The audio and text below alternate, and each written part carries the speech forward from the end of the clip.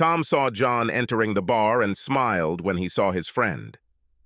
Tom hoped that John would come in, despite the early evening and the fact that the bar was fairly empty.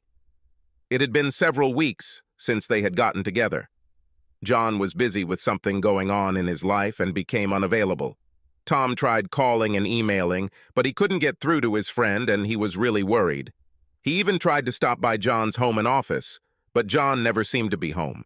Tom really hoped that John's problems were solved, but the angry look on John's face told Tom that this was far from the case.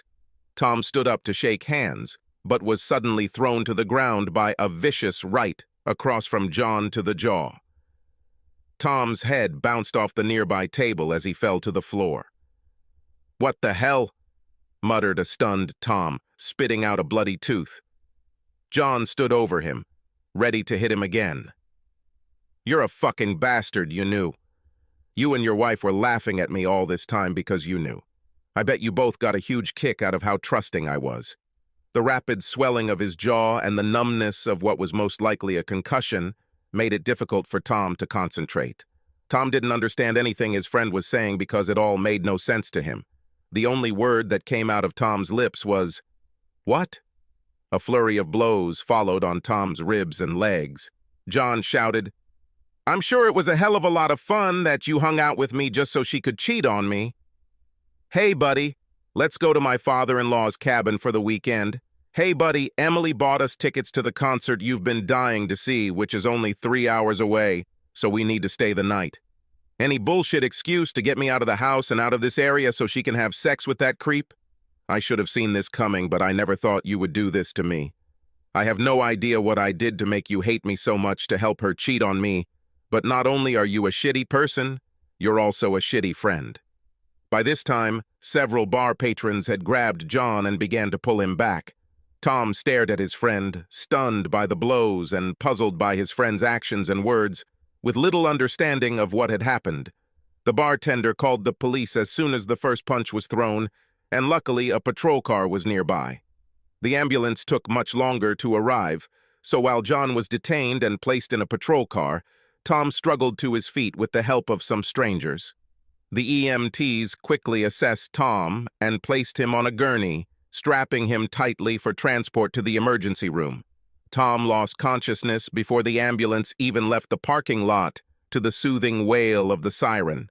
To him, it all seemed like a short, bad dream. When he slowly opened his eyes and woke up, he quickly realized that he was in a hospital. He saw cars and an ordinary standard hospital room with medical equipment and a 20-year-old television. It wasn't a nightmare, it was real. As he began to regain consciousness, Tom's wife, Emily, came in with tears running down her face. "I'm so sorry, baby. I wanted to be here when you woke up, but I left to call your parents and tell them you were okay. How do you feel?" Tom sat up a little on the bed and tried to gather his thoughts a little about what had happened when Emily sat down next to him and took his hand. Sleep and medication had relieved some of the swelling, so at least his words were understandable. "I do not know what happened. I've never seen him like this before. He said something about Amanda cheating on him and that we were helping her, that we caused this. His words made no sense." Emily's tears continued to fall as Tom continued. "Perhaps I heard wrong, but he seemed to think that he and I were only making these trips so that Amanda could cheat on him. This is crazy. Why would he think of something so crazy?" When Tom fell silent for a moment, he looked at Emily. Lowering her head, she whispered that she was very sorry. "I don't know what you're apologizing for. He hit me, and he had this crazy idea that we were helping her cheat." "It sounds so stupid. Why would he think that we would help her do something so harmful? What kind of terrible people could do this to someone they care about?" Tom looked at Emily as she raised her head. There was something wrong with the way she acted. Maybe he was out of his mind, but her behavior was really suspicious, since she was usually very vocal about her opinions, especially about relationships with close friends. She might have been shocked by the situation because it was not what she had imagined. Just as he was about to ask her what was going on, the doctor came in and said that the jaw was not broken or dislocated, only bruised. If Tom doesn't have a headache, he will be allowed to leave with Emily tonight. Tom's head hurt, but something was clearly wrong with Emily, so he obediently lied to the doctor that he felt fine so he could leave. Time passed. The nurses worked conscientiously with the documents, so Tom did not have the opportunity to ask Emily what was happening, but one could hope that at home she would tell everything. They were both silent on the drive home as Emily drove. They didn't even turn on the music, they were just silent the whole way. Tom needed answers, but by the time he got home, he was exhausted and just wanted to sleep. A quick change of clothes, and Tom was exhausted and fell asleep. Emily curled up next to him, hugging him tightly with all her might. After his shower, Tom walked down the stairs and joined Emily in the kitchen. He was still in pain, but at least his head was clearer. Emily was already sitting at the table drinking her coffee, but when Tom joined her, he saw that she was deep in thought. Emily finally realized that Tom was in the room. She asked, "How are you feeling now?" "Okay, but I have a little headache, and everything hurts. A day of rest and I'll be fine. I still can't figure out what made John go so crazy."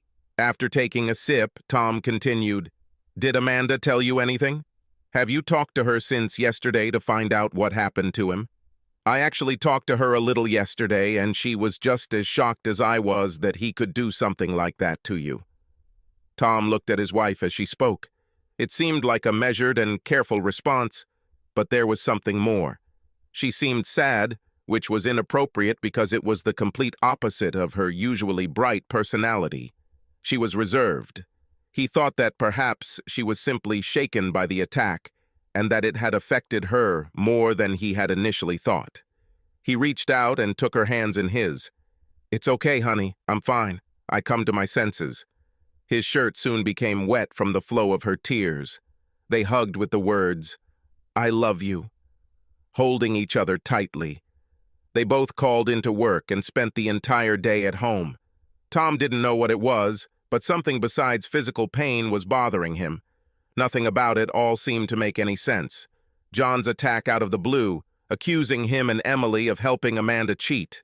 Emily suddenly become timid and reserved, her verified answers to basic questions. He wanted to press her again about her phone conversation with Amanda, but Emily was on the verge of tears, and he thought that now was not the best time for a showdown. Even though they both stayed home, they seemed to keep their distance.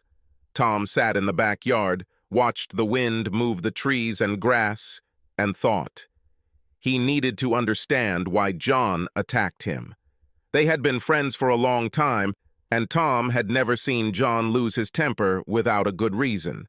Tom thought about his wife's words and couldn't remember her ever saying that John's wife had not cheated on him and had only told Emily that they were sorry for attacking Tom. We need to find out John's side of the story, and the best way to find out is from John himself. Although there was a risk that John might attack him again, it seemed like the most direct way to establish a basic understanding of what had happened. Tom will then sit down with Emily to talk about their roles in what happened and what made John think Emily and Tom were betraying him.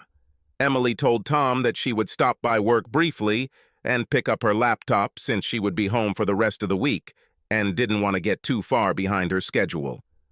After she left, Tom decided to take a chance and visit John. On the way to John's house, Tom tried to call him to no avail. Tom hoped that John was already out of prison, so he took a taxi to John's house. If Tom is lucky, John will be there so they can figure out what caused this mess and get back to normal. At the entrance to John's house, Tom's stomach dropped when he saw Emily's car in the driveway. Instead of ringing the front doorbell, Tom walked to the back of the house until he was near the open window next to the kitchen. He stopped when he heard Emily talking to Amanda. Emily was no longer silent. She was clearly furious. "John overheard me talking about setting up a date and having your back for me." He heard a conversation that was clearly not intended for him. "So how does that explain why he attacked Tom?" "John heard me say that you would cover for me, and that Tom and John would be busy so that I could go out without arousing John's suspicions. He must have taken this to mean that Tom knew what was going on. I would have warned you if I had known. But it wasn't until Tom was attacked that I realized John knew. John is beyond angry. He even used his phone call from prison to tell me how much he hates me, and that he would rather rot in prison than live with me anymore, along with all the other angry and hurtful words that only I could think of it. Emily wanted to sympathize with her friend, but it was Amanda who left John. Emily's stupidity in helping Amanda has already caused serious problems in her own marriage, and things could get worse when Tom finds out. She knew it was wrong to help a cheater, but she and Amanda were close friends, and she hoped that she would be content with a short fling or two and be a good wife to John again. Instead, Emily's support led to the worst, and now Emily will have to deal with the consequences in her own marriage because of Amanda, who couldn't keep her legs together. I know you have your problems, but so do I. Once Tom finds out what happened, my marriage will be in serious trouble. Why would your marriage be in trouble? You didn't go out for a walk, but Tom and John got the opportunity to have fun. Tom knows that you never cheated on him. If necessary, I will tell him that you never did. Of course, Tom couldn't see it, but he could tell from the tone of Emily's voice that she had closed her eyes and rubbed her forehead as she spoke. You really don't understand anything? I lied to him. I helped you scam his best friend.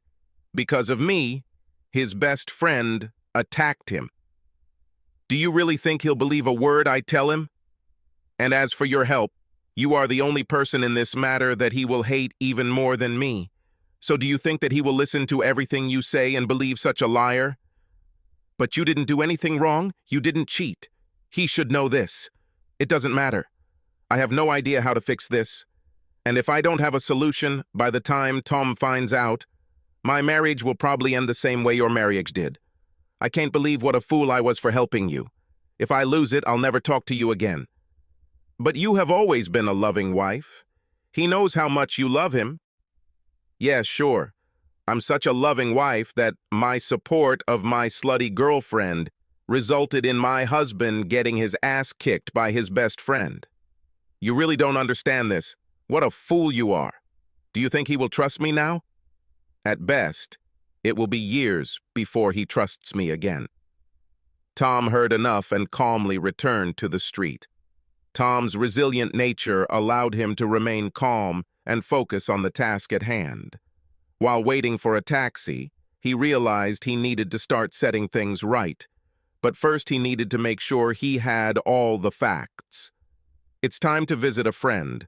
To say the desk sergeant and detectives were confused would be an understatement, but after years of dealing with strange incidents in police work, they simply shrugged when Tom said he wanted to pay bail. They smirked at John's look when he saw Tom pull him out and laughed openly when Tom told John to just shut up until he was told to talk. Confused, John followed Tom and silently got into the car. After Tom gave the driver the address, they sat in silence until they arrived at the crime scene. The same bartender was on duty. He was nervous and obviously afraid of trouble, but Tom quickly calmed him down, asking for a bottle of Glenmorangie Signet, 2 glasses, and to be left alone as they moved to a corner booth. Tom poured a generous portion into both glasses and pushed it towards John. They both drank and exchanged "fuck you" as a toast to the first drink. Tom looked at his friend. I didn't know about this setup. I just wanted to hang out and have a good time with you, and they used our friendship against you. They knew I would never agree to this, so they started their shitty scheme without me. John looked at his friend carefully. They had known each other for so long that he could always tell when Tom was talking nonsense, and so, from the expression on his face, it was clear that now Tom was being honest. Once the initial anger had passed and he had cooled down in prison, John was able to think rationally, or at least reasonable about what Tom told him. She tore my heart out, and your wife helped her. I gave our marriage everything I had, and it was a waste of time because she chose to follow some strange man into bed. Tom refilled the drinks and simply listened to his friend while John expressed his frustration and anger about his marriage. When the whiskey and verbalization of the event eventually calmed John down, he was able to apologize for the attack. "I probably should have talked to you first, but I couldn't help myself. Finding out that my marriage and my friendship was over made me feel out of control. As much as it killed me that she cheated on me, the thought of you stabbing me in the back was even worse. Cheating was bad enough, but the thought of you laughing at me hurt even more. I'm really sorry." Tom grinned, sipping his whiskey. "It's okay. I probably deserved it for having sex with your sister sometime during the Christmas holidays." "How did you find out she was cheating?" John shook his head. "Very stupid. A few weeks ago, I thought something was wrong in my marriage, so I started to pull away. I eventually came to the conclusion that she must be cheating, so I prepared to hire a private investigator. But while I was at work, my phone started showing video and audio from the Ring camera on the front porch. Her motion sensor went off while Amanda was picking up an Amazon package while talking on the phone and making an appointment to have sex with someone. She said that you and Emily could help her just like before. It didn't sound like you didn't know what was going on. It sounded like you were actively participating in the deception." Tom stared at him, not believing his eyes. "Two Mariegas died because your wife couldn't close her legs and forgot about the camera. So Emily cheated too. I hadn't thought about it, but it makes sense that she would do the same thing she covered for my wife. Actually, I'm almost convinced that Emily didn't cheat. I heard them talking before they picked you up, and that convinced me that she wasn't out for a walk. So, if she didn't cheat, why do you want a divorce? Maybe it would be easier to forgive her if she slept with someone else. What happened is even worse for me. The problem is not betrayal, but trust. Not only has she repeatedly lied to me about her actions and your wife, but she has used our friendship to cover it up in the most evil way possible and make me an active participant in the deception. How can I stay married to her if I can't trust her anymore and my best friend hates her? Trust can be restored. I don't trust my wife at all, but Emily loves you. Are you sure this is the end?" "I think so. Trust cemented by time is not stronger. It is weaker. People may forgive, but they never forget. I'm not going to spend the rest of my life hoping that, in years to come, this will be just a faded memory. She knew what she was doing, and there was nothing she could say to solve the problem. It's time for me to leave and start over." John envied his friend. "Despite all this, you will have an amicable divorce and you will both remain on good terms. I'll be trying to find a Mexican brothel so I can find Amanda the right job for her skill set and pay less child support. I am in awe of your ability to simply see life as it is. You determine your path and just live your life." Tom laughed. It felt like his world was ending, but he knew that in the long run, he would be okay. He went home and talked to Emily, but since she already knew what was going to happen, it would likely be relatively smooth sailing. She cried and begged for counseling, but she understood that he would not be able to come to terms with her behavior. It was out of character, and she knew it. It's time for him to take a new direction and look at his life with fresh eyes, because the chapter in his marriage to Emily is over. Subscribe to our channel so that your second chaff doesn't cheat on you, and go ahead and listen to the next story, because this story is nothing compared to the next one. If you're under 18, don't even think about listening to the next one.